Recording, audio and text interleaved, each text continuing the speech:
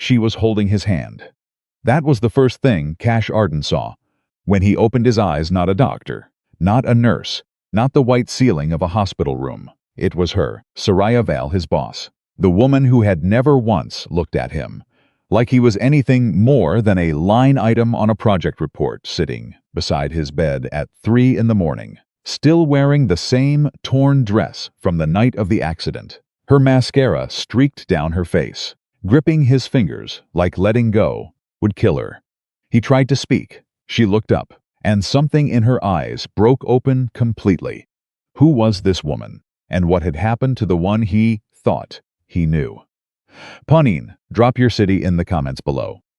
I want to see how far this story travels. And if you're new here, hit that subscribe button. You don't want to miss where this goes. Cash Arden had a rule about mornings. Get up before the alarm, make the coffee, pack the lunch. Don't think about anything that hurts until after 7 a.m., because before 7, the house was still quiet enough that the grief could find him, and grief, once it found you, didn't let go easy. He was 35 years old. He had a 7-year-old daughter named Mara, a 2-bedroom apartment in the Midtown corridor, and a job that paid just enough to keep both of those things alive. He had a gym bag he hadn't opened in 4 months, a voicemail from his father he'd never deleted, even though his father had been dead for 2 years, and a refrigerator door covered in Mara's drawings that he looked at every single morning, just to remind himself why he kept going. That was it. That was the whole list. He wasn't bitter about it. He told himself that.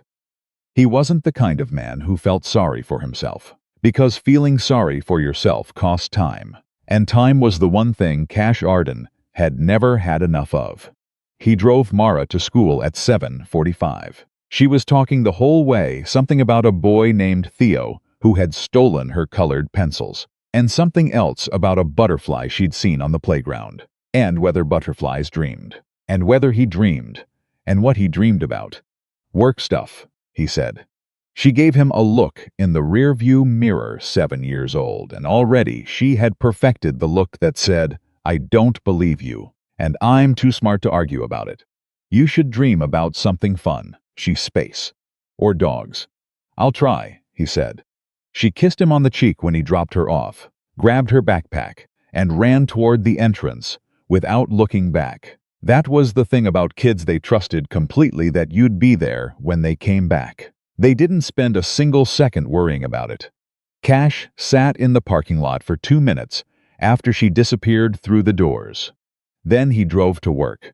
Aldrin and Vale Civil Design had 43 employees, 2 floors of open-plan offices, and one woman who ran all of it like she was the only person in the building who understood what was actually at stake. Soraya Vale was 41. She had founded the company with a partner. A decade ago, the partner had left. She had stayed, and in the years between then and now, she had turned a mid-size firm into one of the most respected civil design consultancies on the East Coast. She wore black almost exclusively. She spoke in complete, precise sentences. She did not small talk. She did not linger after meetings. She gave feedback that was accurate and never soft. And when she walked through the office, people sat up straighter without meaning to. Cash had worked under her for 3 years. In that time, she had said exactly 4 things to him that weren't directly related to a project. Good morning. Efficient work on the Harlan Bridge proposal. The second-floor kitchen is better than the first. And once, on the day he'd come back from his mother's funeral, 2 weeks after his father's, the 2 deaths hitting so close together that Cash had barely processed the first before the second collapsed on top of him. She had passed him in the hallway, stopped for 1/2 second, and said, "Take whatever time you need." She had not waited for him to respond. He had thought about that sentence for longer than he would ever admit to anyone. The morning everything changed started like every other morning. Cash was at his desk by 8:15, working through a load calculations review on the Millerton infrastructure contract, when his project coordinator, a guy named Brody, dropped into the chair across from him and kicked his feet up on the edge of the desk. "You hear about the charity thing?" Brody said. "Which one?" "The Vail Foundation Gala. Next Thursday. They're making attendance mandatory for senior consultants, which, lucky you, includes you."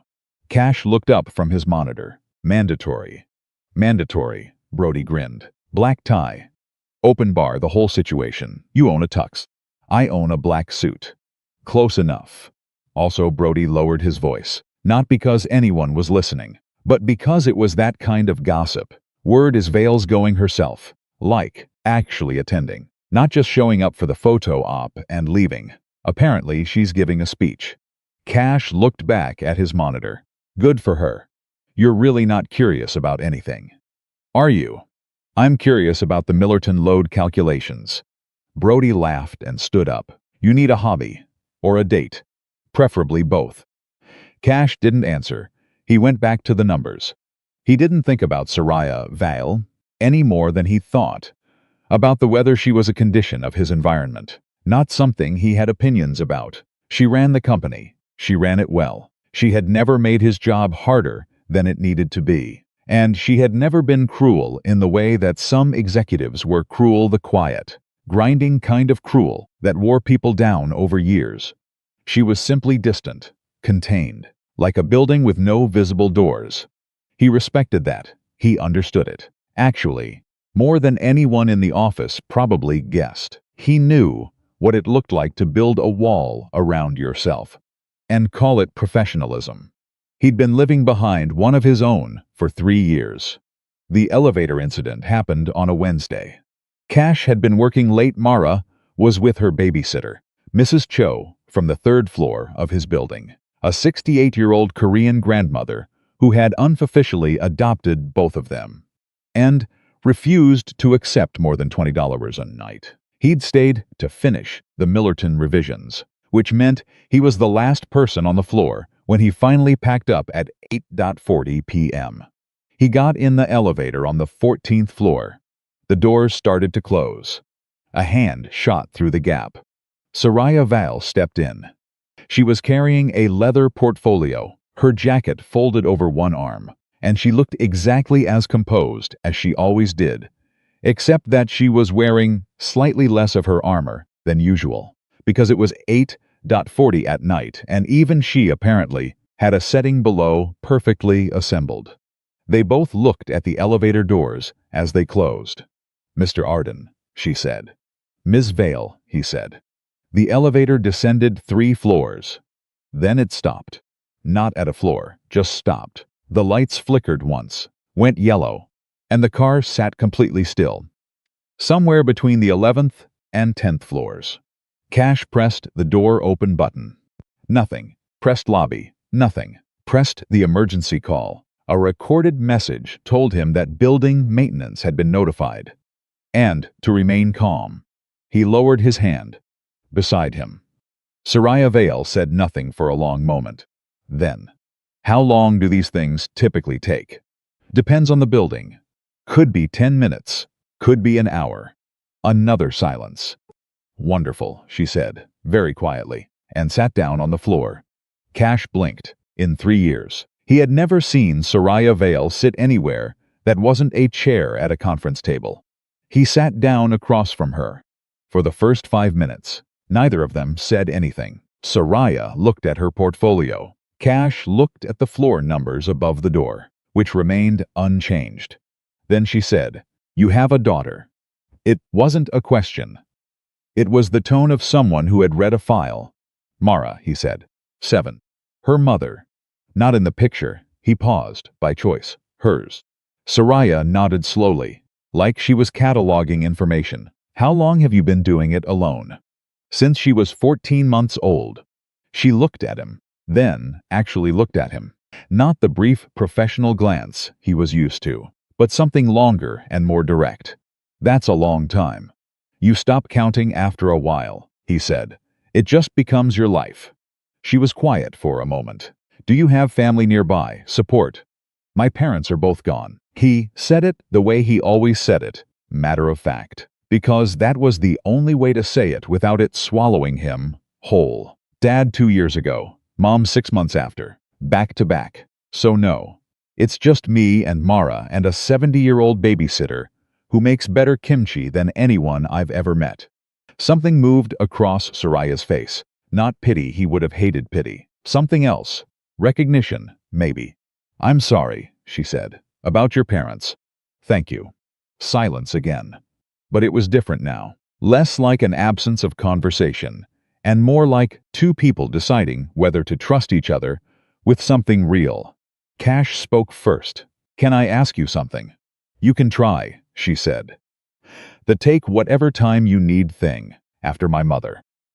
You said that in the hallway and didn't wait for an answer. Were you actually being kind, or was that just policy? She looked at him steadily. Both. He almost smiled. Honest. I try to be. People at the office think you're not.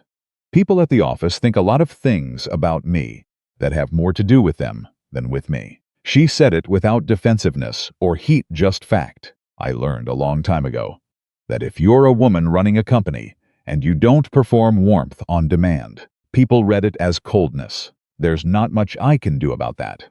Do you care? He asked. She thought about it, really thought, which surprised him, less than I used to. He nodded. The elevator sat still and silent around them. You're not what I expected, he said. And what did you expect? Someone who didn't sit on floors. She looked at the floor beneath her, then back at him, and the corner of her mouth moved not quite a smile, but the shape of one. I got on this elevator at the end of a 14-hour day, after signing off on a $250,000 liability claim and reading 3 separate proposals that all made the same structural error I corrected in a memo 6 months ago. She paused. The floor seemed appropriate. This time he did smile. He couldn't help it. Cash Arden, she said, like she was saying the name for the first time. 3 years on the senior consultant team. Consistent high-performance reviews. Never missed a deadline. Never escalated a grievance. And never once she tilted her head slightly. Looked comfortable in this building. He felt something shift. You noticed that. I notice everything, she said simply. I just don't always say it. He looked at her, really looked, the way he hadn't let himself in 3 years, and thought, this woman has been eating herself alive just as quietly as I have. He didn't say that, but he thought it. The elevator hummed, shuddered, and began to move. They didn't speak again until the lobby, where a maintenance tech was apologizing, and Soraya Bao was accepting the apology with professional grace. And Cash was standing slightly behind her, holding his bag, recalibrating everything. At the door, she stopped and looked at him. Good night, Mr. Arden. Good night, he said. She walked out into the dark. He stood at the lobby door for a second longer than he needed to, watching the headlights of her car pull away. Then he took out his phone and called Mrs. Cho to say he was on his way. He didn't sleep well that night. Not because of the elevator, not because of the deadline he had tomorrow, or the school pickup schedule, or the list of 14 things he needed to do before the end of the week. Because of something she'd said. I notice everything, I just don't always say it. He lay on his back in the dark, and for the first time in a very long time, Cash Arden let himself wonder what it would feel like to be known, not maintained, not managed, not held together by sheer force of routine and responsibility. Known. By morning, he had talked himself out of it completely. By the following Thursday, the night of the charity gala of the storm. The night. The truck came out of nowhere on a rain-soaked intersection. He would understand that some things could not be talked away. Some things came for you whether you were ready or not. 3 days after the elevator, Cash told himself it meant nothing. He was good at that, at filing things away in the part of his mind where he kept everything that didn't have a place in the daily structure of his life. The elevator was an inconvenience that had become a conversation. The conversation was an anomaly. Anomalies didn't rewrite anything. They just happened. And then you moved forward. Because moving forward was the only direction Cash Arden had ever known how to go.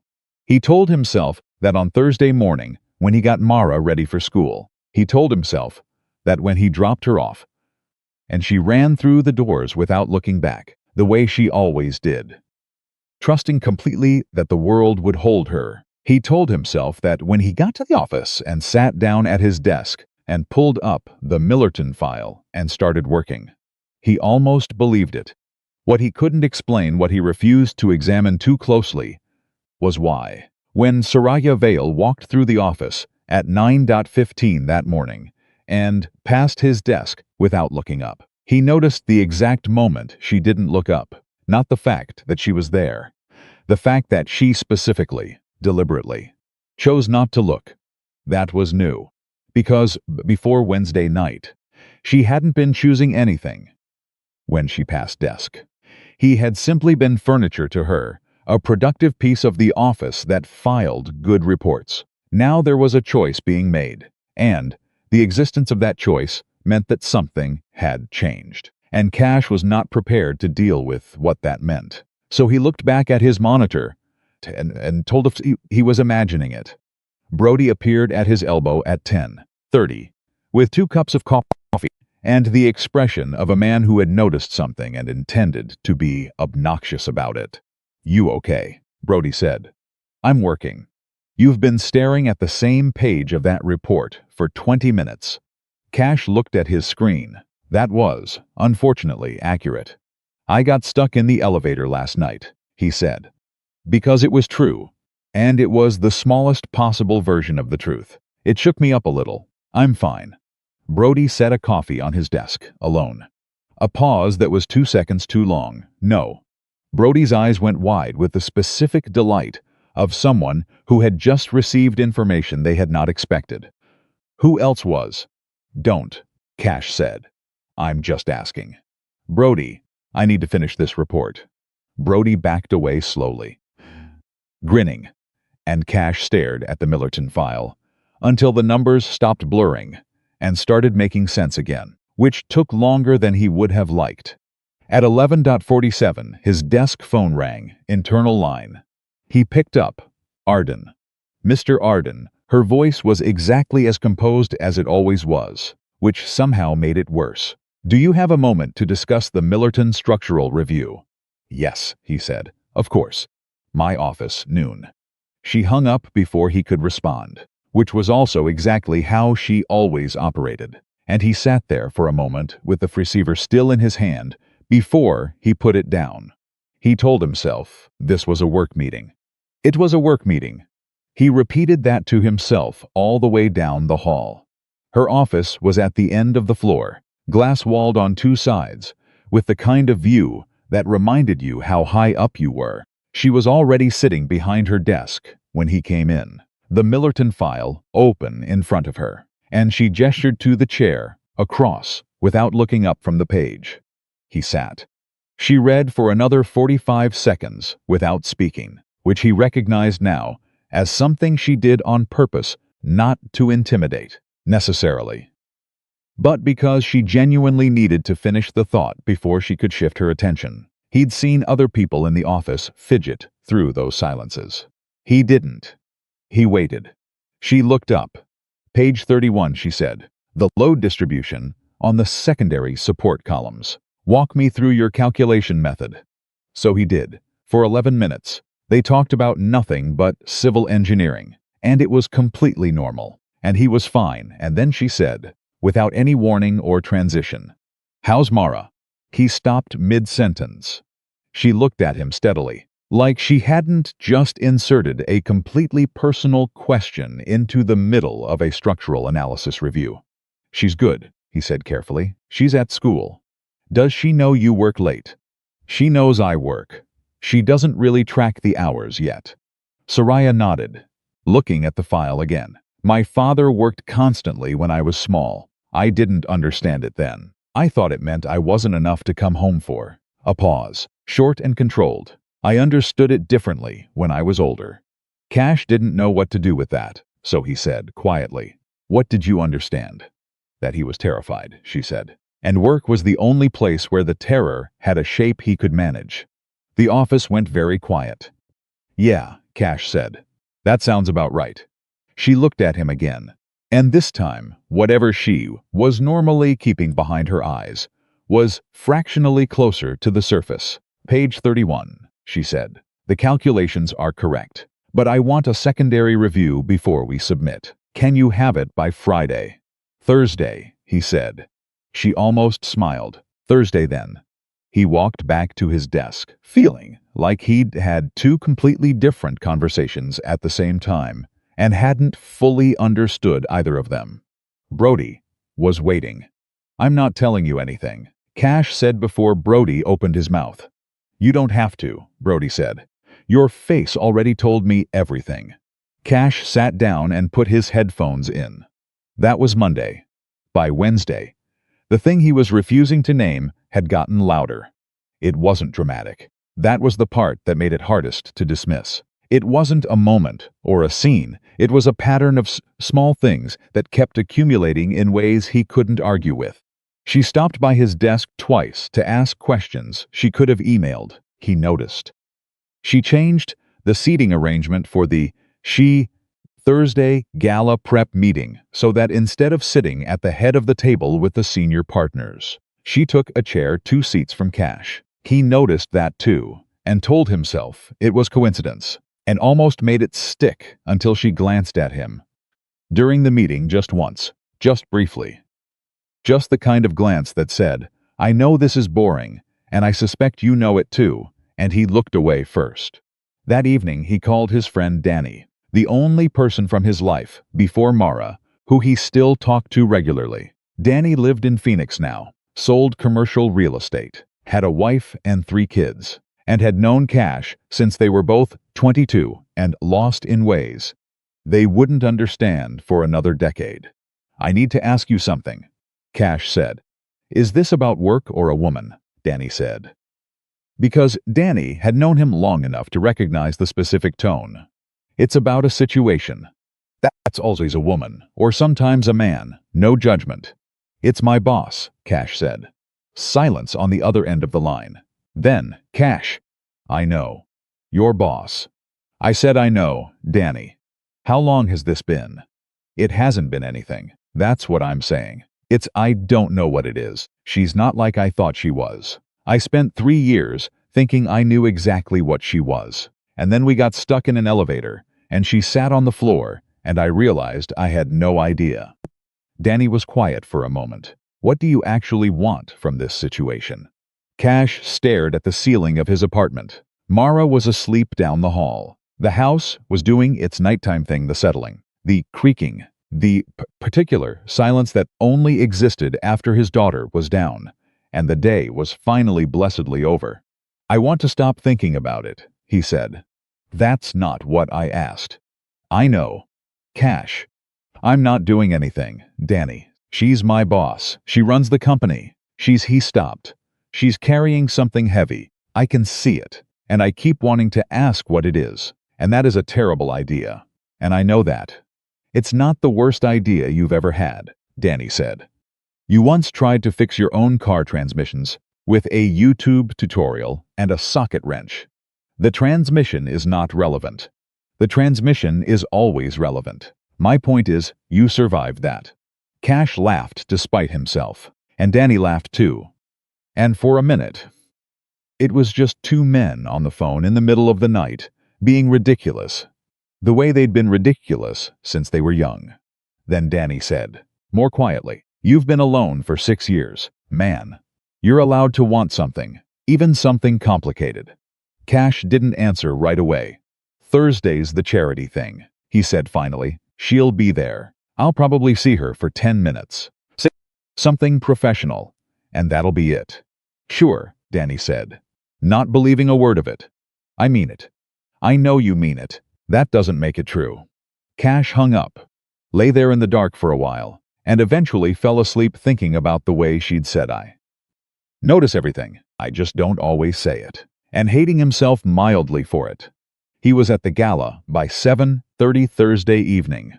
The venue was a converted civic space downtown, the kind of room that looked like money without announcing it. All clean lines and soft lighting, and the murmur of 100 conversations happening at once.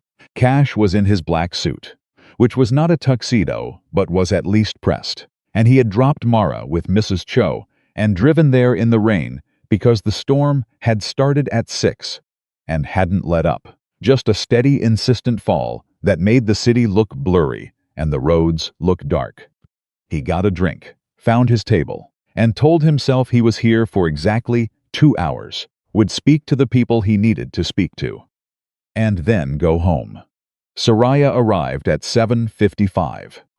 And the room changed the way rooms change when someone who commands attention walks through the door. She was in a dark emerald dress that looked like armor and elegance at the same time, and she moved through the crowd with the particular composure of someone who had long ago accepted that every room they entered would watch them. She found him at the table without seeming to look for him. "Mr. Arden," she said. "Ms. Vale." He stood automatically, because she was his boss, and then felt faintly ridiculous for standing. "The room looks loud," she said, sitting across from him, "but for a good cause." "Do you like these things?" he asked. Honestly. She picked up her water glass. "I like what they fund. I find the performance of them tedious." She looked at him. "That's not for wider circulation."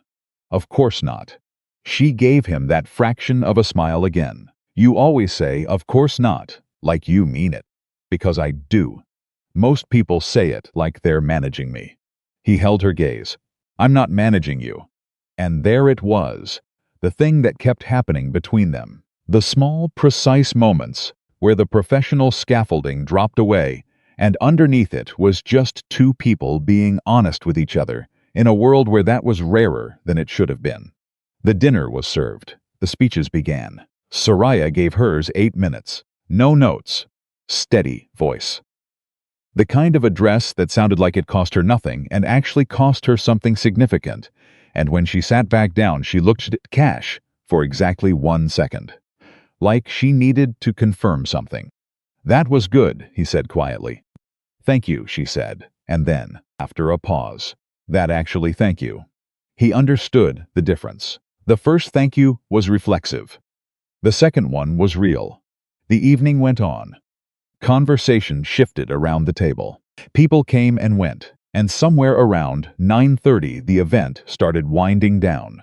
And Cash checked his phone and saw a text from Mrs. Cho that said, "Mara asleep. All fine. No rush." And he put his phone back in his pocket and found that Soraya had moved to the empty chair beside him during the table reshuffle. "Can I ask you something?" she said, the same way he had asked her in the elevator. "You can try," he said, giving her words back to her. She recognized it, and something in her expression softened. "Your parents," she said, "both in 6 months. How did you keep going? With Mara, with work? How did you not just stop?" He thought about it honestly, the way she always seemed to invite honesty. "I didn't have the option of stopping," he said. "Mara needed me to keep going. So I did." He paused. "And I think I was also just terrified of what would happen if I sat still long enough to actually feel it." She was quiet for a moment. "I know that terror. I figured you might." She looked at him sharply, not offended, more like caught. "Is it that visible?" "Only if you've worn the same thing yourself," he said. The table around them had emptied. Most of the remaining guests had shifted toward the bar or the exit, and in the particular quiet that settled around them, Soraya said something he hadn't expected. "I was engaged once," she said, 5 years ago. His name was Marcus." She said the name carefully, like she still had to be precise about it. He was the kind of person who made everything feel possible. "You know the type." "I knew someone like that once," he said. "Yeah. We were 8 months from the wedding when he died." She said it the same way. Cash said, "My parents are gone, flat and direct, and holding everything at a careful distance. Car accident. He was crossing an intersection, and a driver ran the light." She looked at her water glass. "I was there. I saw it happen, and she stopped." He waited. "I froze," she says that. "I was 10 feet away, and I froze completely, and I could not make myself move until it was over." The noise of the room had receded completely, the way sound did when something important was being said. "Soraya," he said. And it was the first time he'd used her first name, and she noticed. "Don't," she said, not harshly. "Don't feel sorry for me. I've had enough of that to last several lifetimes." "I wasn't going to," he said. "I was going to say that freezing doesn't mean you failed him." She looked at him. "It means you were human," he said, "and you were terrified. And terror doesn't respond to willpower." A long silence. Her eyes were very controlled. But underneath the control, something was working very hard to hold its shape. "You sound like a therapist," she said finally. "I went to a lot of grief counseling after my parents," he said. "I fought it for 6 months, and then I went and it helped more than I wanted to admit. So, I sound like a therapist, because I've heard that sentence about 50 times. And eventually it went in." She exhaled, a careful, controlled breath, and looked away for a moment. "I should probably talk to someone." "Probably," he said gently. "It's been 5 years, and I still can't watch someone walk through an intersection without." She cut herself off, composed herself with the efficiency of someone who had practiced composing herself 10,000 times. Anyway, he agreed, giving her the out. She looked at him again. "I don't know why I told you that. Maybe because I told you about my parents in an elevator, and you didn't make it weird. I suppose that's fair." Outside, the rain had gotten heavier. Cash could see it, through the venue windows, the kind of rain that changed the character of a city, made the streets shine, and the traffic move differently, and the night feel closer and more serious.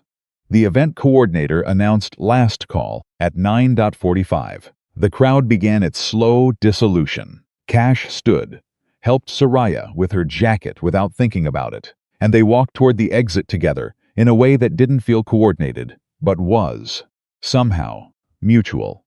At the door, one of the senior partners stopped Soraya with a question about the Hargrove contract, and Cash waited 2 steps beyond, not because he'd decided to wait, but because leaving felt wrong. The partner finished. Soraya rejoined him. "I'll get my car," she said. "Are you?" "I'm parked on the street," he said, 2 blocks north. She looked at the rain. "I can have my driver." "I'm fine. I like the rain." "Nobody likes this rain," she said. "Mara likes this rain. She'd be jumping in every puddle." For a moment, just a moment, Soraya smiled fully. Not the fraction of a smile, not the controlled near warmth, a real one. And it changed her face so completely and so quickly that Cash felt something tighten in his chest in a way that had nothing to do with work or professionalism or sensible choices. "She sounds like someone worth knowing," Soraya said. "She's the best person I've ever met," he said. "And she's 7, which is either a reflection of great parenting or a depressing commentary on the adults in my life." Soraya laughed, actual, unguarded, unmanaged laughter, brief but real. And then they walked out into the rain together, which was neither of their intentions and both of their choices. And the street was dark and wet, and the night was moving fast around them. And everything was perfectly ordinary right up until the moment it was not. They were 2.5 blocks from the parking structure when Cash heard the sound that his brain registered as wrong before he consciously understood what it was. Tires on wet pavement, moving too fast, not stopping, a horn, a screech of brakes that came too late to mean anything. He turned toward the sound. The truck was already through the intersection, already losing traction on the slick road, already coming toward the sidewalk in that particular helpless, slideway that physics produces when speed and water and weight stop cooperating with human intention. He turned to Soraya. She was frozen, standing completely still on the sidewalk, her face gone white, her eyes fixed on the truck, with an expression he had never seen on her before. Not fear, not exactly, but the specific paralysis of a person who had lived through this once already, and whose body had decided, without consulting her, that it was happening again. Soraya. She didn't move. He didn't think. He grabbed her shoulders and drove her sideways into the building alcove behind them with everything he had. putting himself between her and the street. And the truck hit the light pole 6 feet from where they'd been standing, and the impact threw him backward, and he felt something give way in his shoulder, and then his head hit the pavement, and the sound of the world went suddenly completely quiet. The last thing he was aware of before the dark took him was her voice saying his name, not Mr. Arden, not the composed professional address she used in the office, but Cash, urgent and breaking and very close. And then nothing. The darkness didn't last forever. It just felt like it did. Cash came back to consciousness in pieces, sound first, then pressure, then the specific disorientation of not knowing where his body was in space. There was beeping. There was the smell of something antiseptic and institutional. There was a weight on his right hand that was warm and human and completely still, like whoever it belonged to had been there long enough to stop moving. He opened his eyes. The ceiling was white, fluorescent, hospital issue.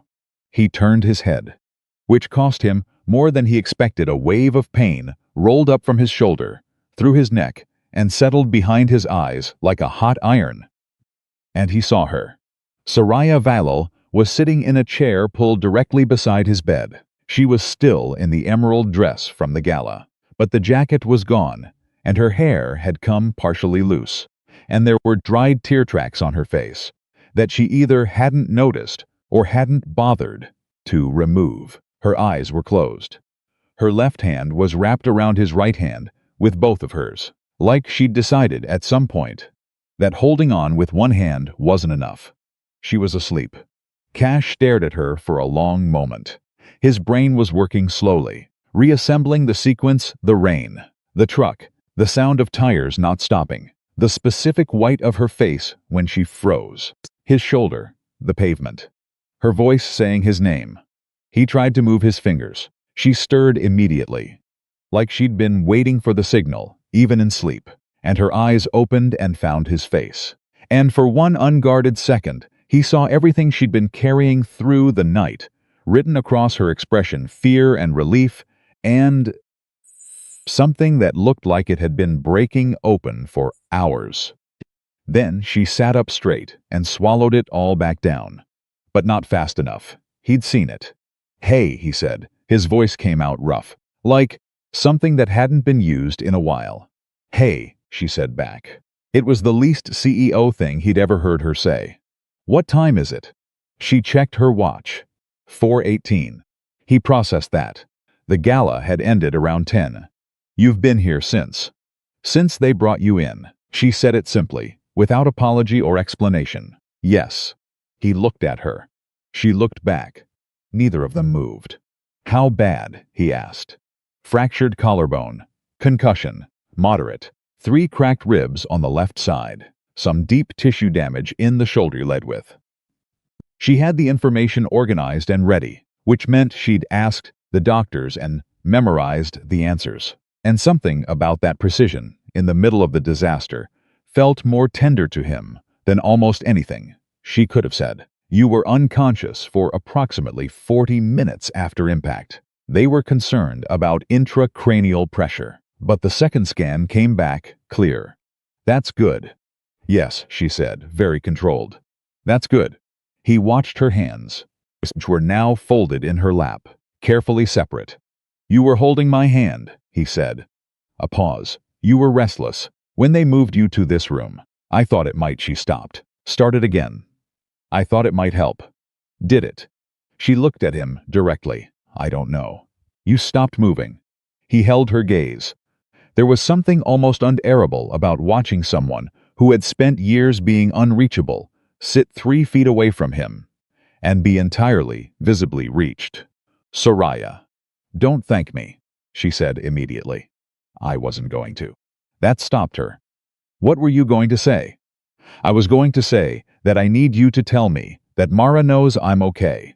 She exhaled a real one, not the controlled kind. "I called Mrs. Cho at 11:15. I found her number in your phone contacts while they were doing the first scan. I told her there had been an accident, that you were stable, and that Mara should not be woken up or alarmed. Mrs. Cho said. A faint movement crossed her face. Something almost like warmth. She said, and I'm quoting directly, "You better make sure that man is okay, or you will answer to me."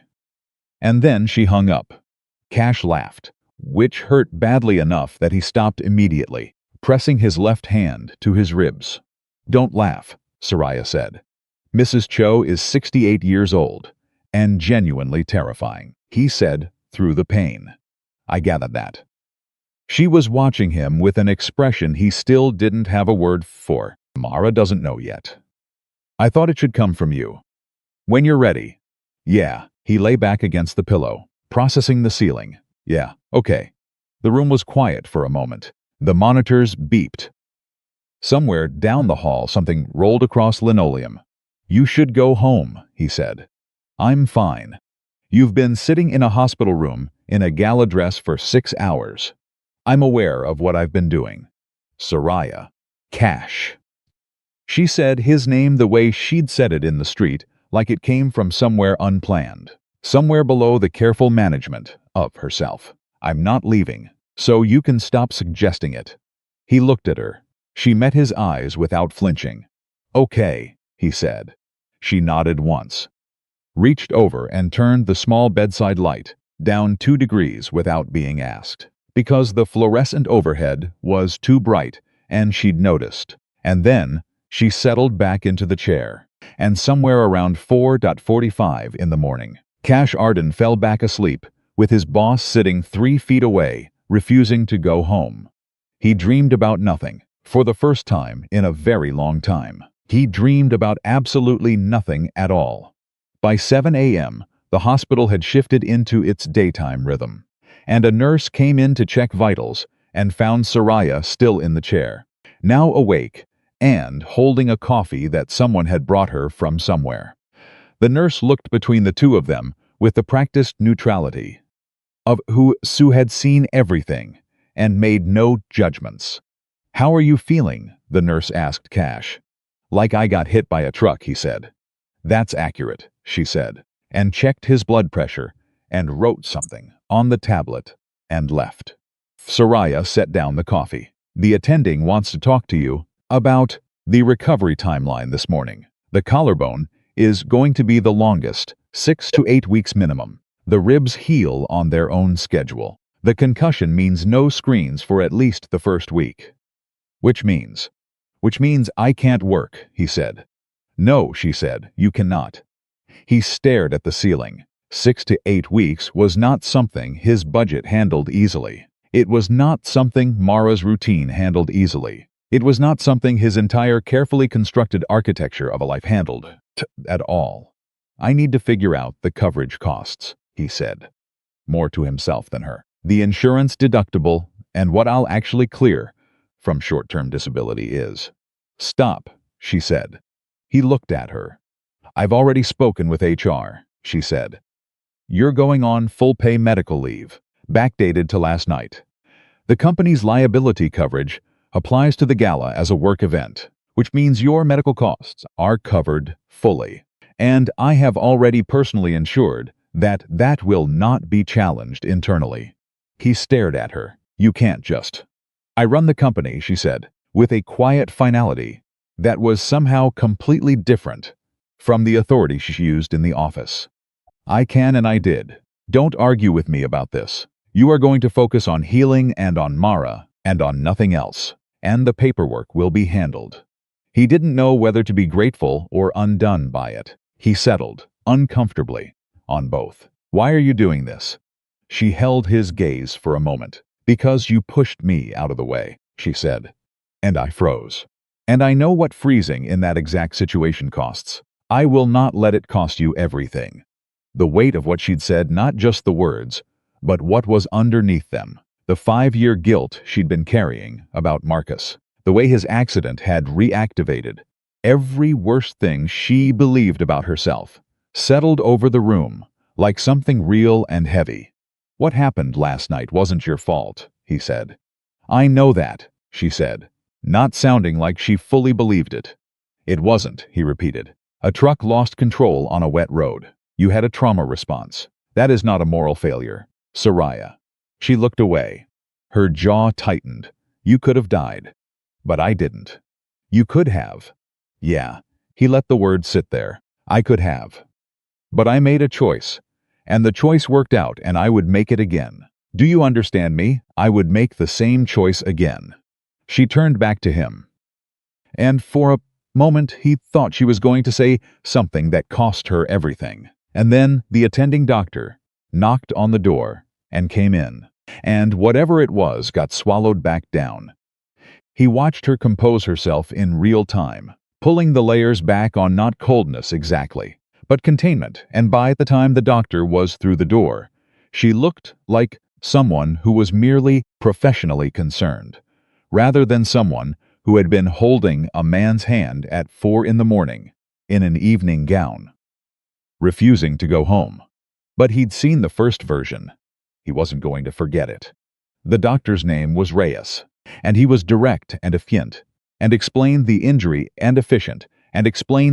breakdown with the precision of someone who respected his patient's isnuf, not thoughten things unnecessarily. 6 to 8 weeks for the collarbone. The ribs would take 8 to 12, but Cash would feel them improving linearly. The concussion required genuine rest, no screens, minimal stimulation, sleep, hydration, stillness. He was not, Dr. Reyes said firmly, to try to work from home during the first 2 weeks. Not even email, not even phone calls longer than 10 minutes.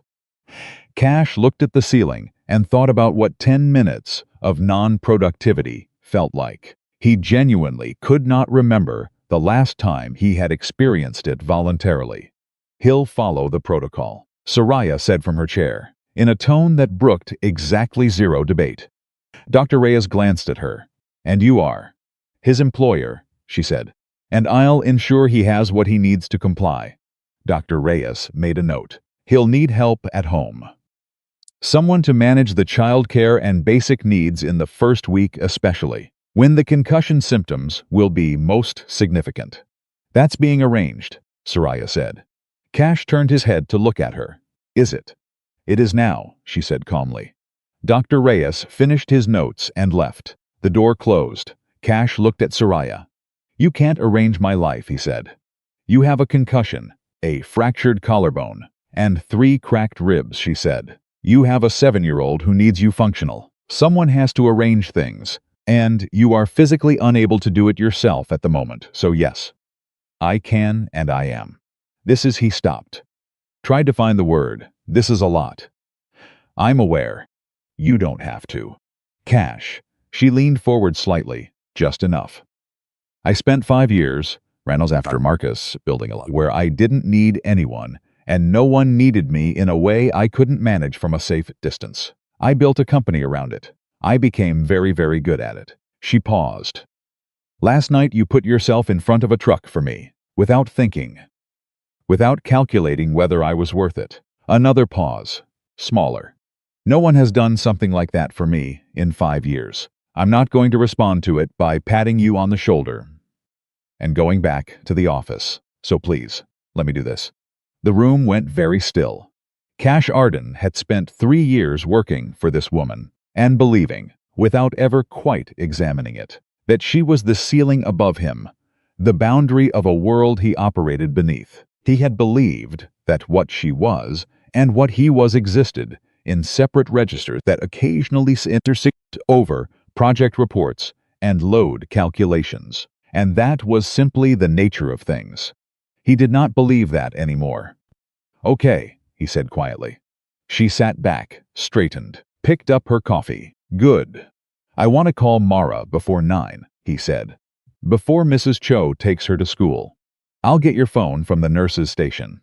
She stood, and he watched her cross the room, still in the emerald dress, slightly crumpled now.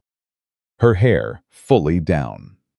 Because the last of whatever pins had been holding it gave up somewhere during the night, and she moved with the same precision she always moved with. But something in it was different, less performance, more just her. She came back with his phone 2 minutes later and set it on the table beside him. Then she sat back down in the chair and picked up her coffee and looked at her own phone, giving him privacy with an ease that suggested She understood exactly what kind of call a father made to a 7-year-old after something like this. He called Mrs. Cho's cell. Mrs. Cho answered on the second ring with a "how bad." That was delivered without greeting, because Mrs. Cho did not waste time and preamps when the situation was serious. "I'm okay," he said. "Broken collarbone, some ribs, nothing permanent. I need to talk to Mara. She's eating breakfast." A pause. "Your boss called last night." "I know." She sounded Mrs. Cho seemed to be choosing a word. "Serious." "She is." "She stayed with you." He looked across the room at Soraya, who was reading something on her phone and very carefully not looking at him. "Yeah," he said. "She did." A pause on Mrs. Cho's end that communicated, without words, an entire opinion that she decided not to deliver at this particular moment. Then, "Hold on." There was the sound of movement and a chair scraping, and then his daughter's voice came on the lines, still carrying the particular thickness of someone who had recently been eating cereal, and she said, "Dad." "Hey, Bug," he said. Mrs. Cho said, "You got hurt." "I did. I'm okay, though. I'm in the hospital, but I'm going to be fine." A silence, 7-year-old silence, which was its own specific thing, full of processing that you couldn't quite see. "Does it hurt?" she asked. "A little bit," he said. Because lying to her had never worked anyway. She always knew. "But the doctors fixed the parts that needed fixing, and now I just have to rest for a while." "How long is a while?" "A few weeks, maybe more." Another silence, then, very quietly, "Are you going to die?" The question hit him somewhere between the cracked ribs and the fractured collarbone, right in the center of his chest, which was the only part of him that wasn't physically broken and apparently had decided to compensate. He swallowed hard. "No," he said. "I am absolutely not going to die, I promise you." "You can't actually promise that," she said, with the devastating logic of a child who had already lost grandparents, "because you don't control it."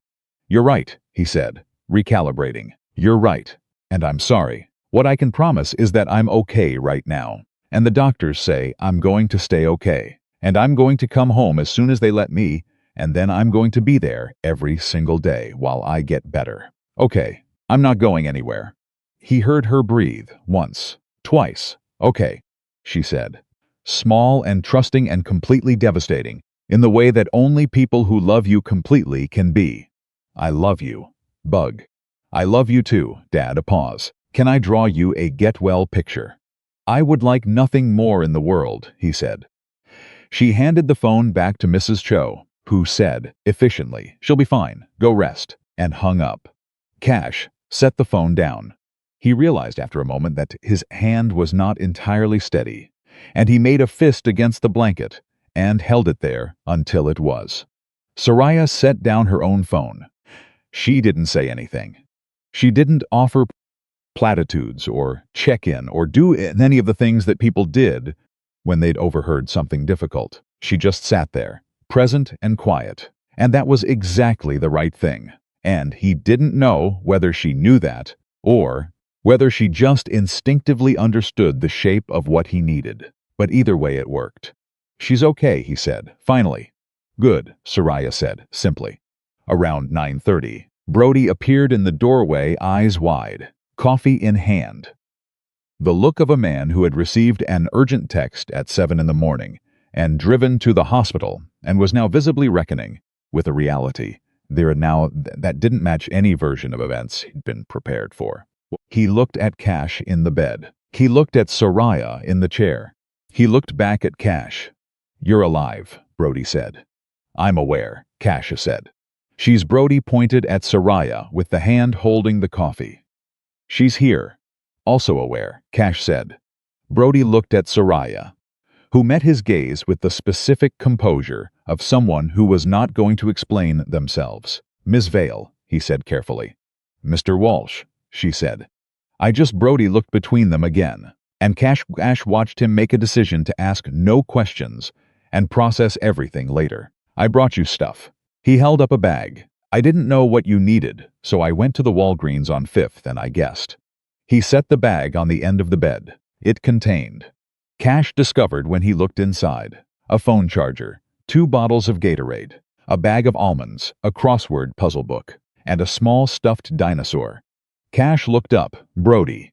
"The dinosaur is for Mara," Brody said.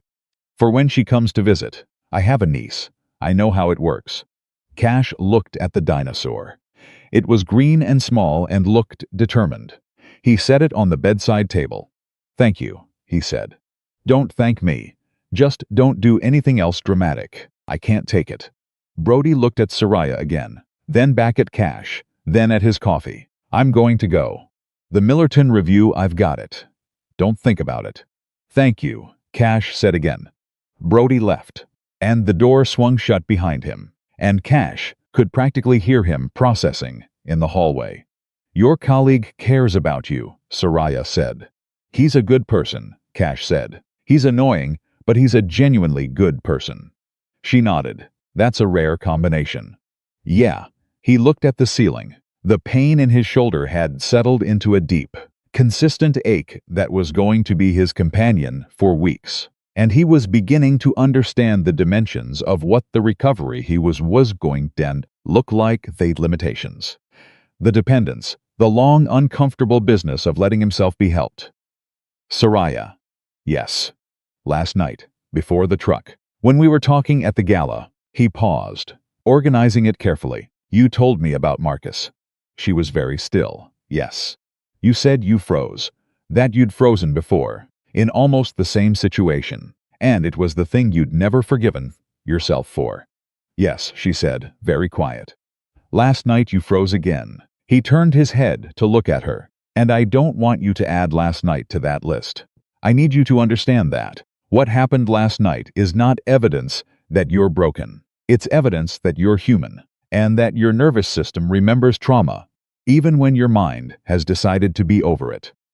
That's neuroscience. That's not a character flaw."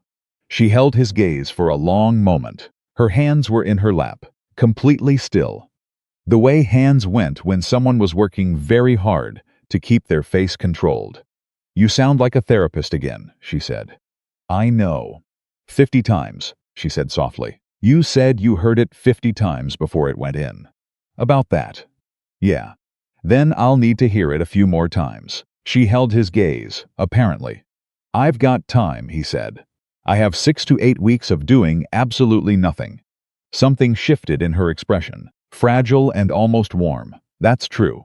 They sat with that for a moment. The monitors beeped. The dinosaur sat on the bedside table looking determined, somewhere down the hall. A cart moved past the door, and the sound of wheels faded, and the hospital returned to its particular texture of contained waiting.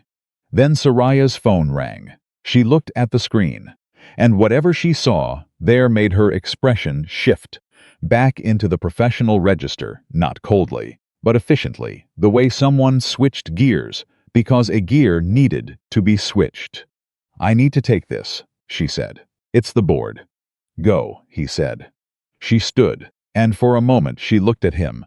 Not the look she'd had in the elevator 3 days ago. Not the professional assessment she used in the office, but something that had no name yet and was still being formed between them. Something that had to do with truck headlights and a rain-soaked street and a man who had not calculated the odds. She answered the phone, walked to the window, said in a voice of complete professional authority, "This is Soraya Val."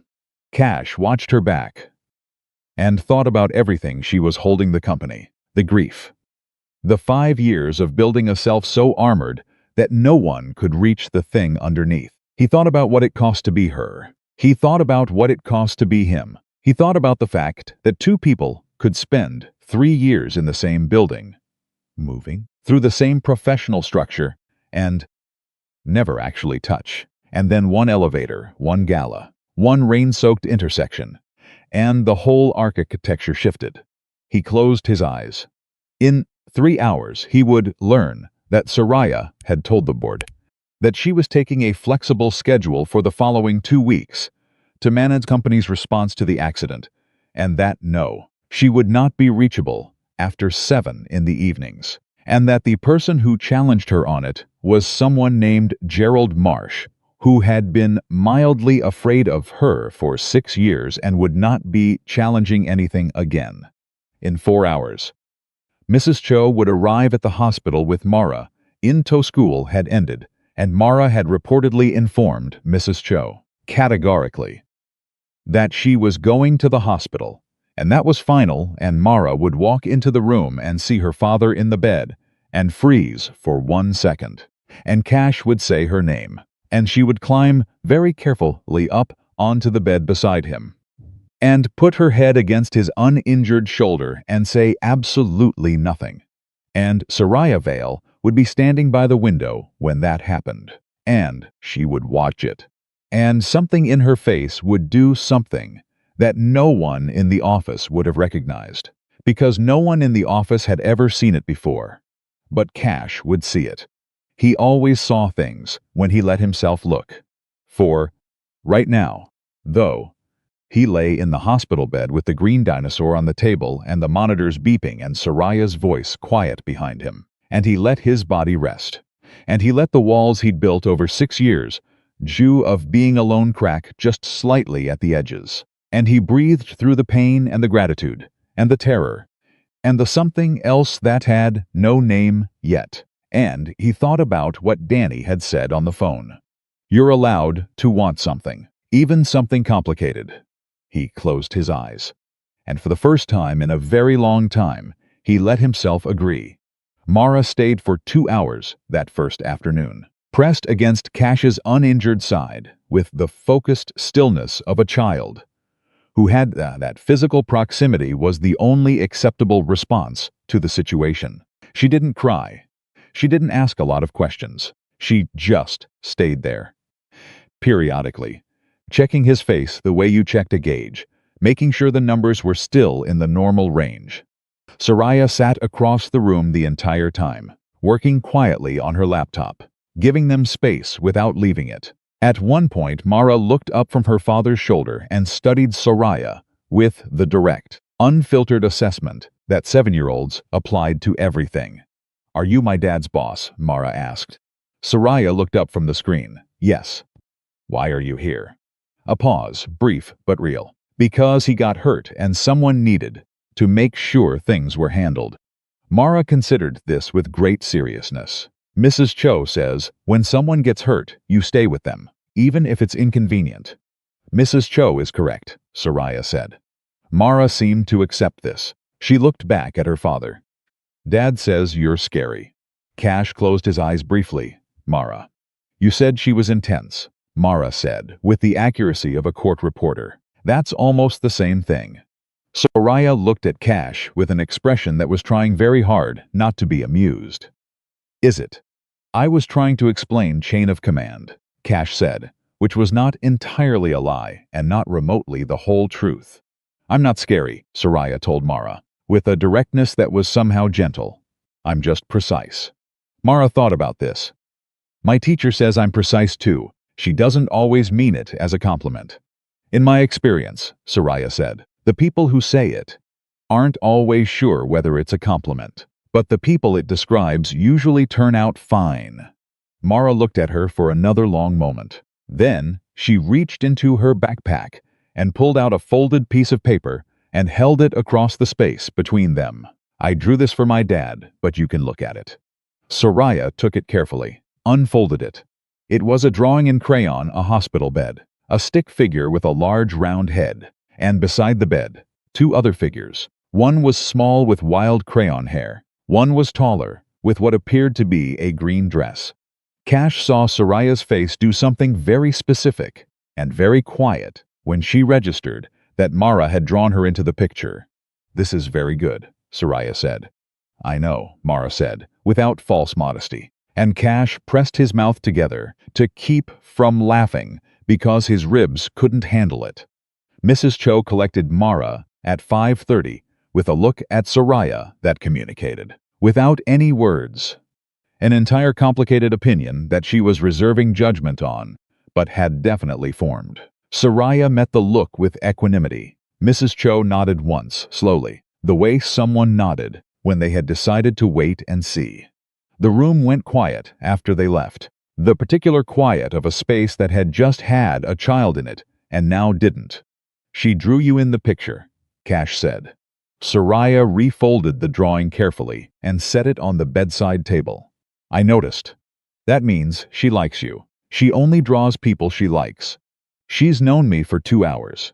Mara makes up her mind fast," he said. "She gets it from me." Soraya looked at him.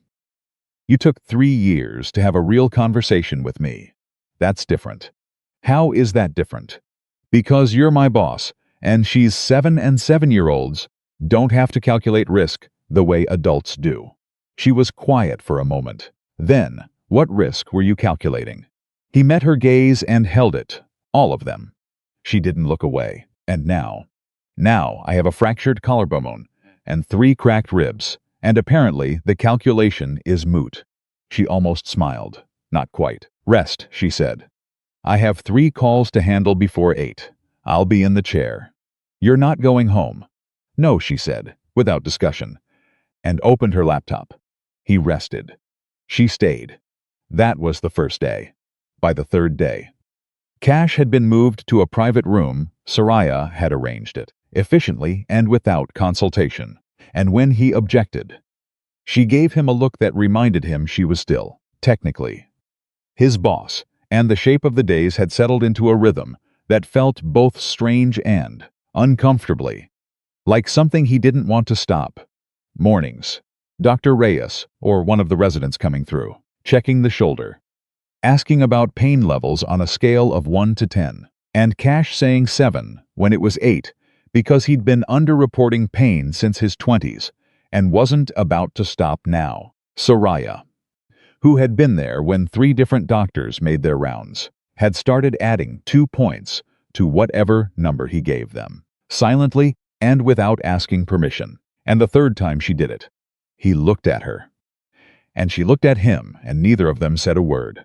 Afternoons. Mara, when Mrs. Cho could bring her, which was most days, because Mrs. Cho had apparently decided that Mara's presence at the hospital was more important than her afternoon television, which was a significant sacrifice that Cash intended to compensate properly once he was mobile. Mara would do her homework on the rollaway table and show Cash each completed page with the confidence of someone expecting praise and the accuracy of someone who had generally earned it. She had also begun talking to Soraya with the specific casual frequency of a child who had categorized an adult as safe, asking her questions about her job, telling her about school, once asking, with no preamble, "Do you have kids?" "No," Soraya said. "Do you want them?" A pause. "That's a complicated question." "My dad says complicated means you have feelings about it, but you're not ready to say what they are." Cash from the bed. "Mara." "That's accurate," Soraya said, sounding like she wasn't sure whether to be impressed or ambushed. "That's okay," Mara said, with the profound generosity of someone for whom complexity was simply a feature of the world. "My dad has complicated feelings about lots of things too."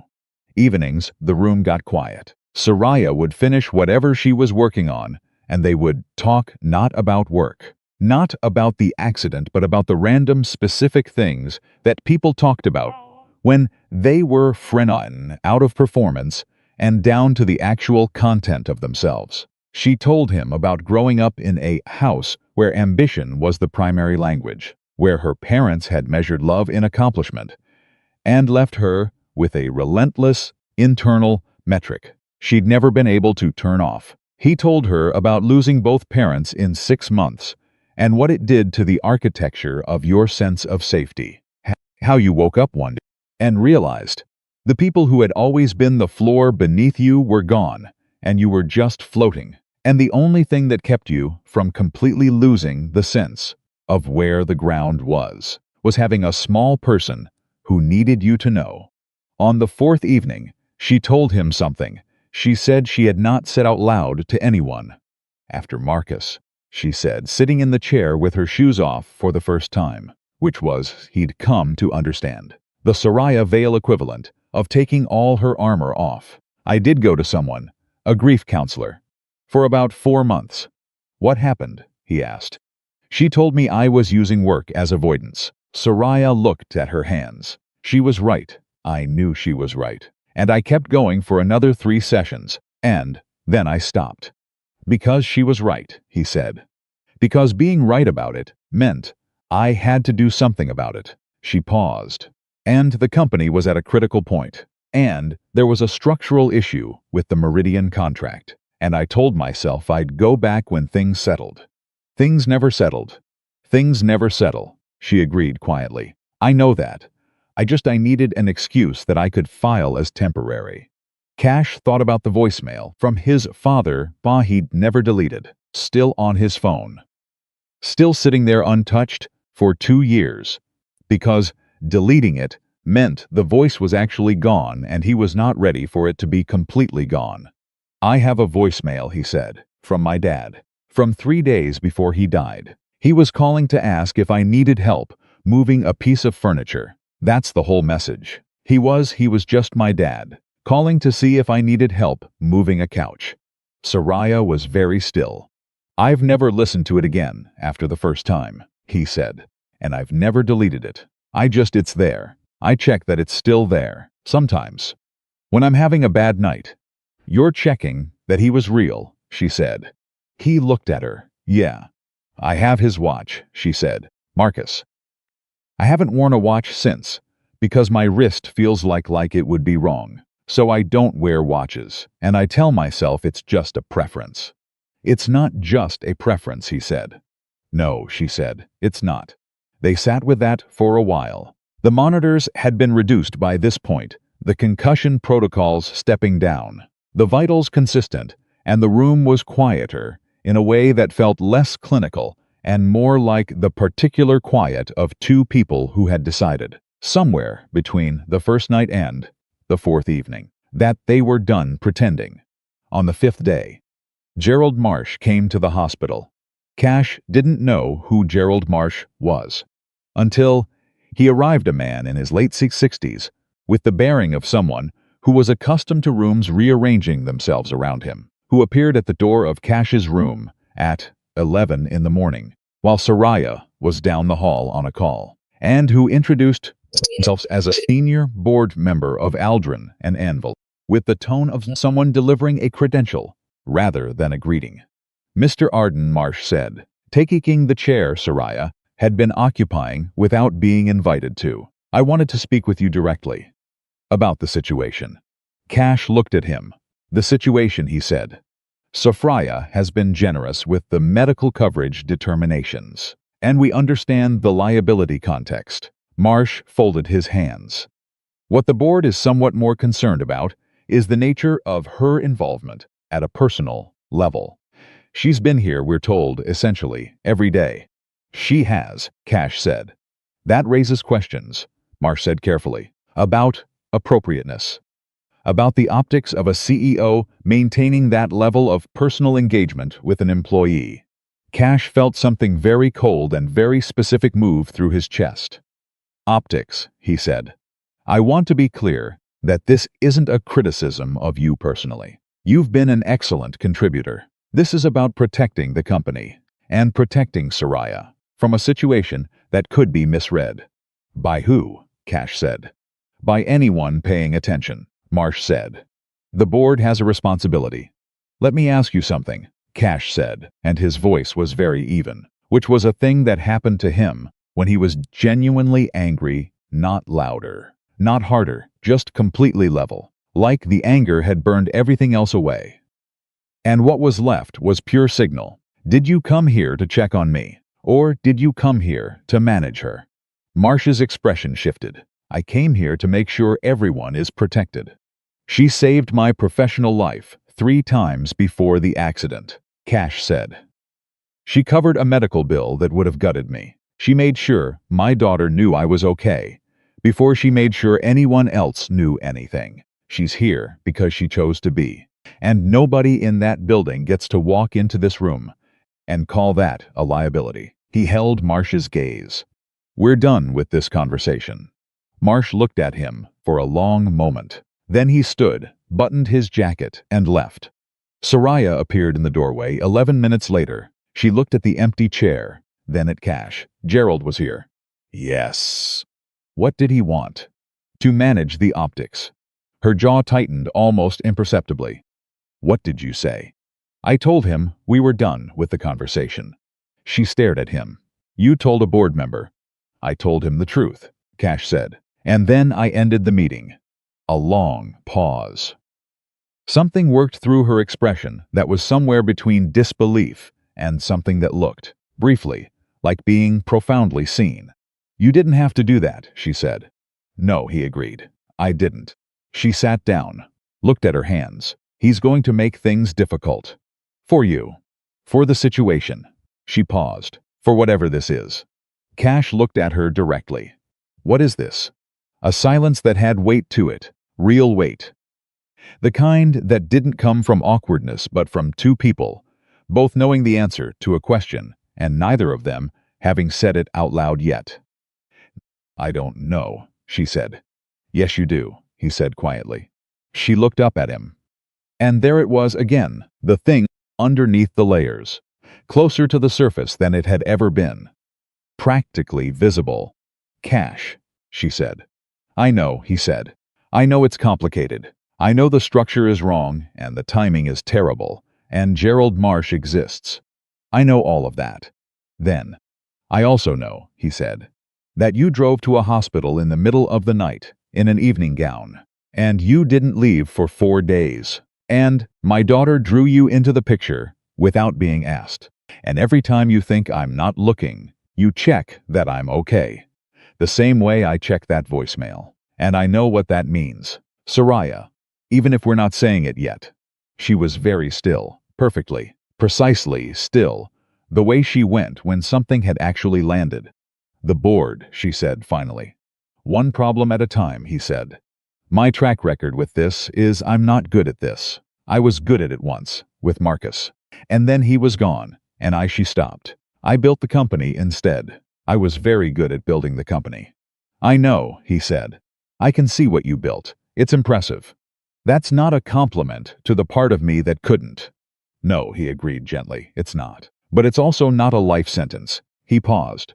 You're 41. I'm 35. We've both been alone in our own ways for a long time. That's a lot of practice at a skill that's actually working against us. She looked at him for a long time. You're very calm about this for someone with 3 cracked ribs. The ribs are helping, actually, he said. Hard to overthink when everything hurts. She almost laughed. The almost law was better than nothing. I need time, she said.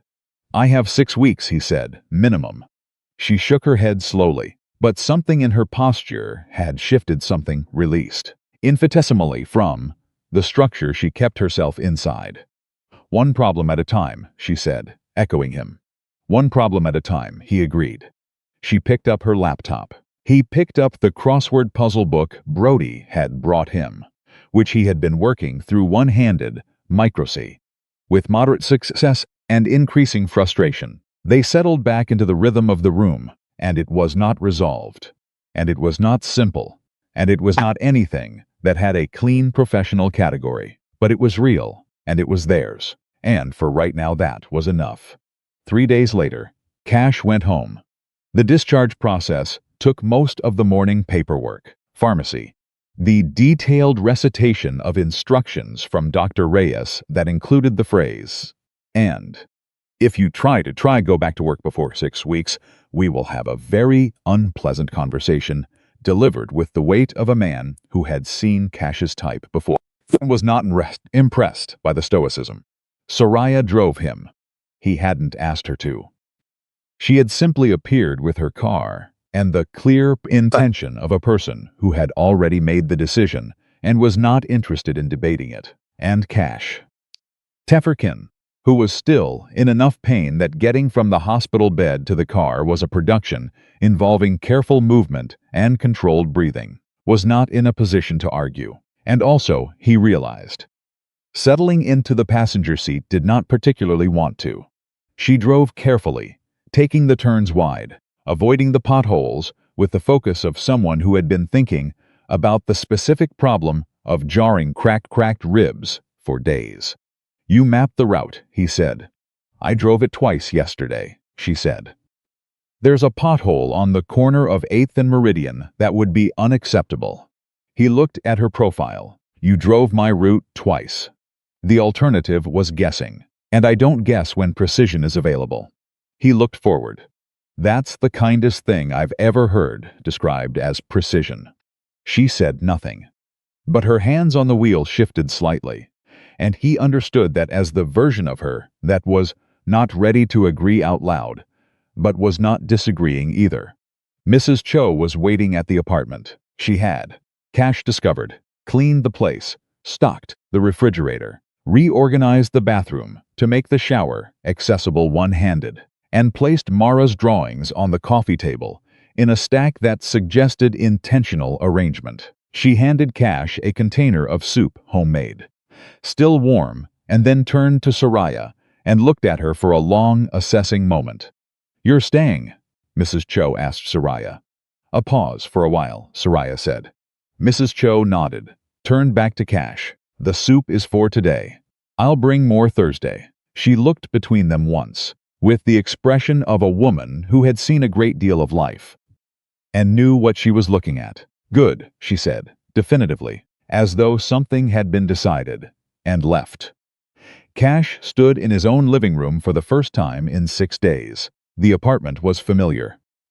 And slightly strange, the way things went slightly strange after you'd been away from them. He stood there in the particular silence of his own home. Mara's drawings on the coffee table, the refrigerator stocked, his life rearranged for damage and recovery. And he felt the full weight of the 6 days, all at once the accident, the hospital, the nights, the conversations, the thing building between him and this woman who was standing him and his hallway, holding discharge paperwork and looking around his apartment with the careful attention of Kenan, of someone filing every detail. "It's smaller than I expected," she said. "I know. It feels like you," she said. "Like someone lives here, actually lives here." He looked at her. "What does your place feel like?" She thought about it honestly. "Like a very well-designed hotel." "Yeah," he said. "I figured."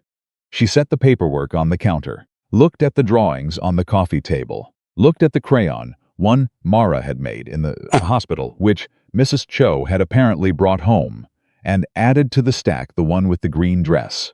"She's going to need you to explain this," Soraya said, not quite looking at him. "What I am, what you and I, what this is. She's going to ask. And she's 7, and she deserves a real answer." "I know," he said. "I don't want to be something temporary in her life," she said. And the word temporary came out with an edge on it that had nothing to do with Mara, and everything to do with a pattern Soraya had lived inside for 5 years. The pattern of choosing things she could walk away from, because walking away was the only kind of leaving she could control anymore. "Then don't be," he said. She looked at him. "It's not that simple." "I didn't say it was simple," he said. "I said don't be temporary. Those are 2 different things." A long silence. Outside, the city moved through its afternoon cars, voices, the ordinary specific noise of a life happening at street level. "I don't know how to do this," she said. Not weakly, not in collapse. Just honestly, the way she'd been honest with him in an elevator 3 weeks ago, which felt like another lifetime, and also like yesterday. "Neither do I," he said. "I've been alone for 6 years. I've forgotten most of what I knew, and I wasn't sure I knew enough to begin with." "That's not reassuring," she said. It wasn't meant to be reassuring. It was meant to be true. He held her gaze. "I don't need reassuring, Soraya. I need real, and so do you." She looked at him for a long time. Something moved through her expression, through all the layers, all the way down. And for a moment, he saw the version of her that existed before the armor, the version that had loved Marcus, that had frozen in an intersection, that had built an entire company out of controlled grief and called it ambition, the version that had sat in a chair all night in an evening gown because she couldn't make herself leave. "Okay," she said, very quietly, "okay." It wasn't a declaration. It wasn't a resolution. It was simply two people standing in a small apartment that smelled like Mrs. Cho's soup, both of them damaged and stubborn, and more tired of being alone than they were afraid of what came next, and deciding not dramatically, not with a speech or a scene, but in the ordinary specific way that real decisions got made. To stop pretending the distance between them was something they preferred. He sat down on the couch because his ribs required it. She sat down beside him, not across from him, not in the chair, but beside him, close enough that their arms were almost touching. And she opened her laptop with the manner of someone who was going to work now and was also not going anywhere. And Cash picked up the crossword book, and the afternoon moved around them the way afternoons did, full of light and small sounds and the particular texture of a life that was quietly, without announcement, beginning to change. At 4:15, his phone buzzed. Mara, texting from Mrs. Cho's phone, because she was not supposed to have a phone, but had long ago mastered the art of borrowing an adult's when circumstances required it. The text said, "Is she there?" He showed the screen to Soraya. She read it, looked at him. "Is she asking about me?" "Who else?" he said. She looked at the screen again for a moment. Then she reached over and, with the careful precision of someone doing something for the first time, typed, "Yes, your dad is resting. He had soup." 3 seconds of silence. Then Mara's reply came through. "Good. Tell her the dinosaur needs a name." The dinosaur, the green, determined one from Brody's Walgreens bag, was sitting on the bookshelf across the room where Cash had put it. Soraya looked at the dinosaur, looked at the phone, typed, "What do you think it should be called?" Another 3 seconds. "You pick. You're the grown-up." Soraya held the phone for a moment. Then she typed, "Marcus." She sent it before he could see it. He read the screen after she lowered it and said nothing. He understood completely. It was the right name. She was giving it somewhere to live that wasn't just inside her, and she was doing it in the smallest, most private way available, in a text to a 7-year-old about a stuffed dinosaur. And it cost her something, and she did it anyway. His phone buzzed one more time. Mara's reply, perfect. Cash looked at the dinosaur on the shelf, looked at Soraya beside him. She was looking at the laptop screen, composed and precise and present in a way she hadn't been in 5 years. And he thought about everything it had taken to get to this specific afternoon, this specific couch, this specific almost touching. A truck, a freezing body, a fractured collarbone, a 4-day hospital vigil in an evening gown, a 7-year-old who drew people she liked into pictures and asked questions that landed like precision instruments. He thought about what his father used to say, back when his father was alive, and calling about furniture. Life doesn't give you warning. It just gives you what happens next. What happened next was Soraya closing her laptop, leaning back against the couch, exhaling once. Slowly, like something she'd been holding for a very long time was beginning. Finally, to let go. What happened next was Cash setting down the crossword book and just sitting in his own home in the afternoon light. Not alone. For the first time in 6 years. Not alone. The first 2 weeks at home were harder than Cash expected, and he had expected them to be hard. Not the pain he'd accounted for the pain, filed it away as a condition to be managed, taken the medication on schedule. Like the responsible adult, he was determined to remain even, while everything else was in pieces. The pain was concrete and predictable, and he could work with concrete and predictable. What he hadn't fully accounted for was the stillness. Cash Arden had not been still in 6 years. Stillness was where the grief lived, where the loneliness had its address, where all the things he kept moving to avoid eventually caught up and sat down across from him and waited. He'd built his entire life as a system for avoiding that particular confrontation work. Mara's schedule, the routines, the structure, the forward motion that never quite stopped. Now he was on a couch with 3 cracked ribs and a fractured collarbone, and the stillness had him completely. The first 3 days, He was honest with himself only in the dark, at 2 in the morning, when the apartment was quiet, and the pain was its most insistent, and there was nothing between him and his own mind. He thought about his father. He thought about his mother. He thought about 14 months of solo parenting, and how he'd told himself every single day that he was fine, that he had it under control, that he didn't need anything he wasn't already getting. He thought about how thoroughly he had believed his own story. On the 4th day, Soraya came over at 7 in the evening with food from a restaurant Mara had apparently mentioned preferring, and sat on the couch while Mara ate and talked and showed Soraya a project she was doing for school about the water cycle. And Cash watched the two of them from his end of the couch and felt something move through him that was so large and so quiet he almost didn't recognize it. It was gratitude, real gratitude, not the managed transactional kind, the kind that came from somewhere below the level of decision. "You're staring," Soraya said, without looking up from Mara's diagram. "I'm resting my eyes in your direction," he said. Mara looked up. "That's just staring with an excuse." "You're both very difficult," Cash said. Mara grinned. Soraya's mouth moved into the real smile, the one he'd first seen in the rain outside the gala, the one that still did the thing to his chest that he'd stopped pretending wasn't happening. On the 5th day, Soraya called him from the office at 10 in the morning. Gerald Marsh requested a formal board conversation about company liability exposure, she said, meaning your medical arrangement and my involvement. Cash sat up straighter, which his ribs immediately penalized him for. "When?" "He's scheduled it for next Tuesday." A pause. "I want you to know before you hear it from anyone else. And I want you to know that whatever happens in that meeting, the medical coverage is not going to change. I've already had legal structure it in a way that Gerald can't touch." "That's not what I'm worried about," Cash said. "I know what you're worried about," she said quietly. "But I need you to let me handle this part. This is my company, and this is my board, and I have been managing Gerald Marsh's particular brand of interference for 4 years. Has he tried this before?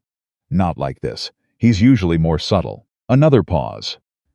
"He's not wrong that there's a conflict of interest question. He's wrong about what the answer to that question should be."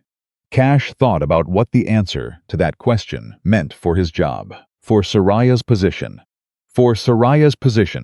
for the thing they hadn't named yet, with the careful deliberateness of people who'd been burned before and were building slower this time, on purpose. "What are you going to tell them?" he asked. "The truth," she said.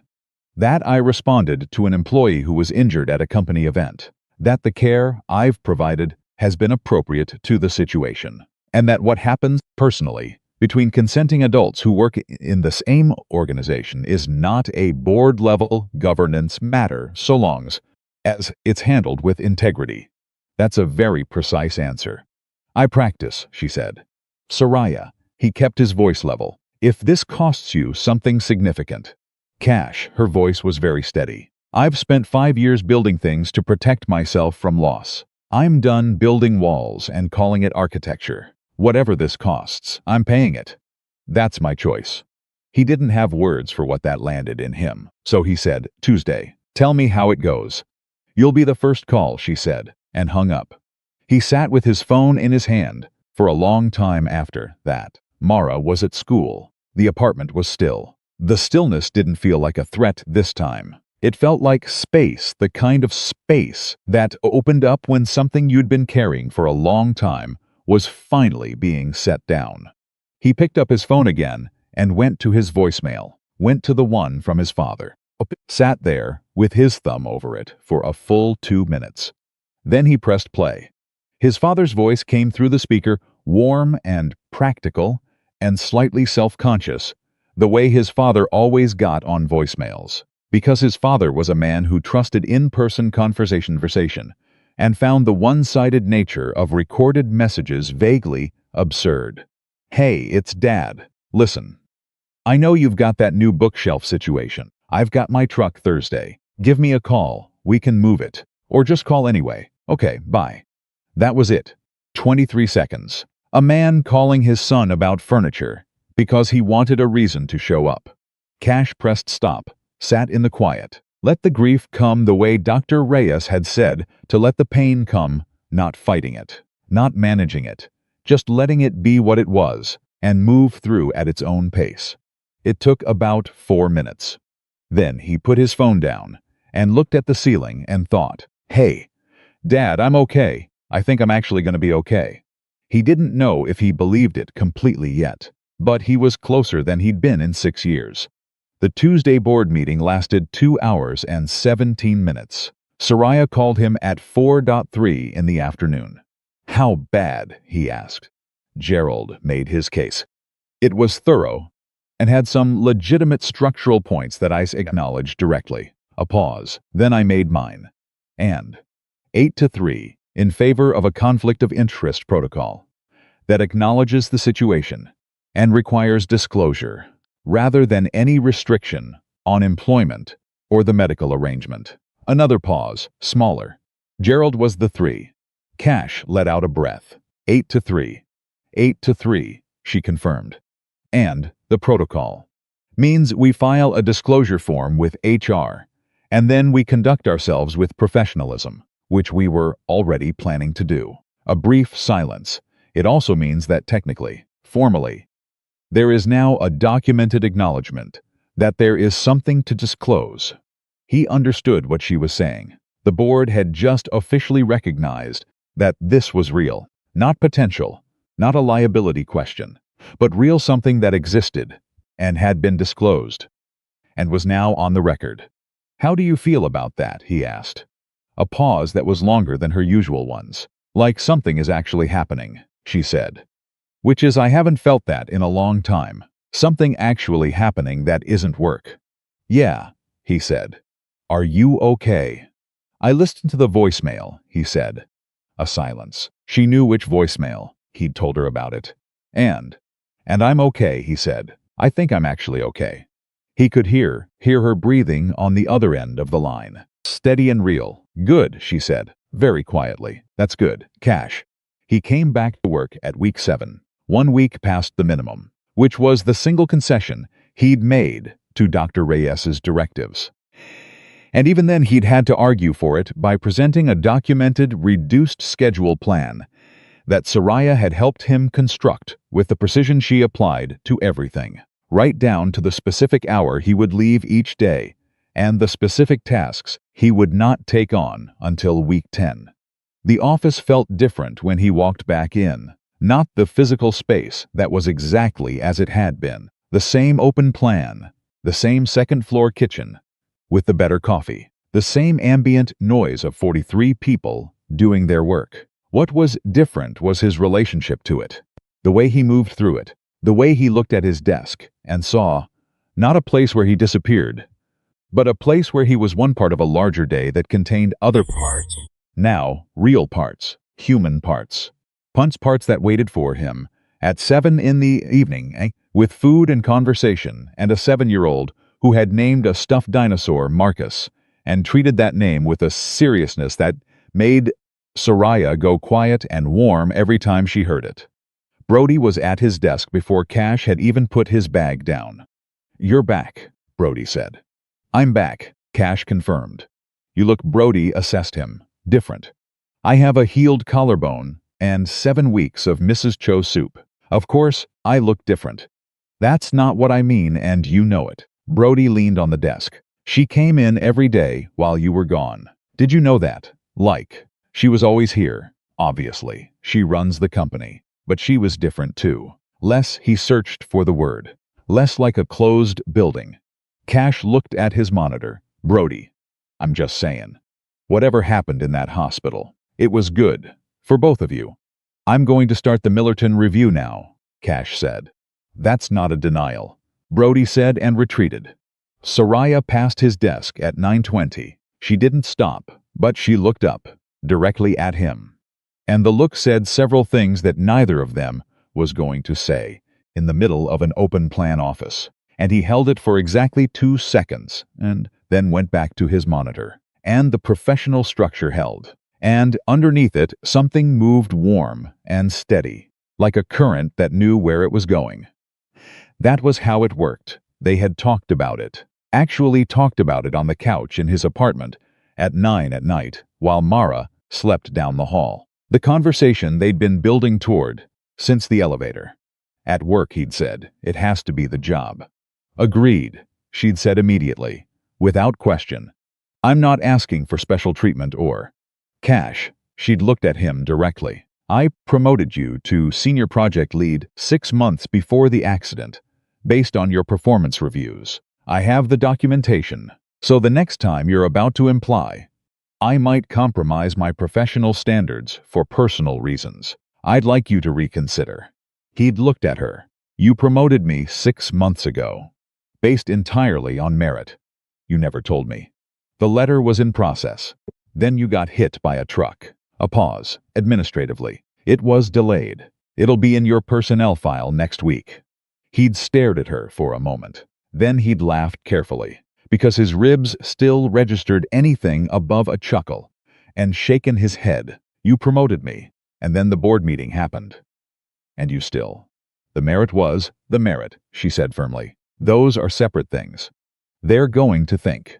Let them think what they want, she said, with the quiet certainty of someone who had long since stopped organizing her decisions around what people thought. I know what's true. You know what's true. And the documentation is unambiguous. He'd looked at her for a long moment. You're the most nice person I've ever met. I know, she said, without apology. It's not a criticism, he said. I know that too, she said, softer. 2 weeks after he returned to work, on a Thursday evening in late autumn, with the sick fate doing its hind thing outside and Mara at the kitchen table finishing her homework, Soraya arrived with takeout and a folder she set on the counter with a casualness that didn't match the weight of what was inside it. What's that? Cash asked. Something I want to show you. She opened the folder. Inside was a printed page, a listing, an apartment, larger than hers, 2 bedrooms plus a third that could serve as an office, 3 blocks from Mara's school. He looked at it, then at her. I'm not moving in, she said immediately, because she knew him well enough by now to head off the misread. I'm looking at moving closer to this area, because I currently live 45 minutes away, and I spend a significant proportion of my evening here, and the commute is becoming logistically impractical. Logistically impractical, he repeated. Yes. That's why you want to move closer. Among reasons, she said, not looking at him. He put the folder down and looked at her, at this woman who had spent 5 years building perfect distance from everything that mattered, and was now standing in his kitchen, talking about moving 3 blocks from his daughter's school and calling it logistics. Soraya. Don't make it large, she said, still not looking at him. I'm not making it large, he said. He stopped, reached over, and put his hand over hers on the counter, gently, the way she'd held his hand in the hospital room. This is good. This is a very good thing. She looked at his hand on hers, then up at him. Something in her exhaled that had been held for 5 years, and he watched it happen, watched the architecture of the careful distance begin, finally and for real, to come down. I'm scared, she said, simply and directly, because that was how she said everything that mattered. Yeah, he said. Me too. Good scared or bad scared. I think they feel the same until they don't, he said. And then you know which one it was. Mara appeared in the kitchen doorway with her homework in hand, and the expression of a child who had walked into a moment she didn't fully understand but understood was important. She looked at their hands on the counter, looked at their faces, made the rapid assessment that 7-year-olds with good instincts made. Is everything okay? She asked. Everything's great, Bug, Cash said. Mara looked at Soraya. Are you staying for dinner? Yes, Soraya said. Good. Mara held up her homework. Can you check my math? Dad's bad at fractions. I am not bad at fractions, Cash said. You told me to round, Mara said. Mrs. Patterson does not accept rounding. Soraya took the homework, sat down at the kitchen table. Mara sat beside her, and the two of them bent over the fractions together. And Cash stood in the kitchen doorway, watching them, and felt the full weight of everything it had taken to get it to this moment. Every loss, every lonely morning, every routine he'd built to keep the grief at bay, and understood, for the first time without resistance, that none of it had been wasted. Every piece of it had been the path to exactly this. The twist came 3 days later, and it came from a direction he hadn't seen. He was at his desk on a Friday morning when his phone rang. Unknown number, out-of-state area code. He almost let it go to voicemail. Something made him pick up. "Is this Cash Arden?" A woman's voice, careful, like someone who had rehearsed the opening line. "Yes," he said. "My name is Joanna Riley. We haven't spoken. I'm Mara's aunt. Well, her mother's sister." Cash went very still. The office noise continued around him, completely unaware. "I know who you are," he said. His voice was even. "I want you to know I'm not." She stopped. "Claire doesn't know I'm calling. There's been a lot of distance in the family over the past few years, and I've been thinking about Mara, about whether she another stop. I saw your accident in a local news piece. There was a photo." She looked. Her voice cracked slightly. "She's gotten so big." Cash's hand on the phone was completely steady, because he had decided in the first 4 seconds of this call that he was not going to give this woman his instinctive anger, because the instinctive anger was about Claire and not about Mara, and Mara was the only thing that mattered here. "What do you want?" he asked. "I don't want anything that isn't good for her," Joanna said quickly. "I promise you that. She has family, on that side. Grandparents who ask about her, cousins she's never met. And I know you have every right to say no, and I know what Claire did, and I'm not defending it. I just wanted you to know that some of us have been thinking about her." Cash looked at the wall across from his desk, thought about what Mara had asked him once, around her 6th birthday, with the specific courage of a child, asking a question they'd been holding for a while. "Does Mommy have a family? Do I have cousins?" He had said yes, carefully, without detail, and Mara had nodded and filed it, and never asked again. And he had not known what to do with the question then, and he wasn't sure he knew now. But he knew one thing. "I'm going to need some time," he said, "before I say anything yes or no. This affects Mara. And I'm not making any decisions about her without thinking it all the way through." "Of course," Joanna said. "Of course. I just thank you for not hanging up. I'll tell you if I decide I'm not interested in continuing this," he said. "That's what I can offer right now." She gave him her number. He wrote it on a notepad, hung up, sat at his desk for a moment. Then he texted Soraya. Something came up. "Can we talk tonight?"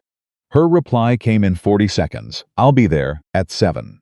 She was there at 6:58, because she was Soraya. And he told her everything: the call, the aunt, the cousins Mara didn't know, the impossible specific weight of a decision, about a child's family history that had no clean answer. Soraya listened all the way through without interrupting. That was something he'd come to understand about her. She didn't fill silences to manage her own discomfort. She let things land where they landed. When he finished, she was quiet for a moment. "What does your gut say?" she asked. "My gut says Mara deserves to know she has people in the world who think about her," he said. "And my gut also says that opening a door to Claire's family is opening a door, and I can't control what comes through it." "No," she agreed. "But you can control how wide the door opens and who you let Mara see at what pace." "She's going to want to know," he said. "Once I tell her cousins exist, she's going to want to know immediately." "She's 7, and she's exactly like you," Soraya said. "She doesn't do things halfway." He almost smiled. "Is that a criticism?" "It's an observation," she said, "from someone who also doesn't do things halfway and has had mixed results." She paused. "Talk to a family attorney before you do anything. Document everything, and let Mara tell you what she wants when she's ready, with the information presented in whatever way is honest, but not overwhelming." "When did you get good at this?" he asked. She looked at him steadily. When it started mattering. He held her gaze and felt it again, the gratitude. Large and quiet, the kind that came from below the level of decision. He reached over and took her hand, and she let him. The way she always let him now, without performance or retreat. "I need to tell you something," she said. "Okay. I called my mother last week." She said it like it was a small thing, which meant it was a large thing. "We haven't spoken, and it's been 2 years. Since my father's retirement party. We had an argument about a decision I'd made about the company, and it was bad. What happened when you called?" She cried. Soraya said. She cried for about 3 minutes, and then she pulled herself together and talked to me like nothing had happened, the way she always does. And I told her I was seeing someone, and she asked if he was good to me. "What did you say?" Cash asked.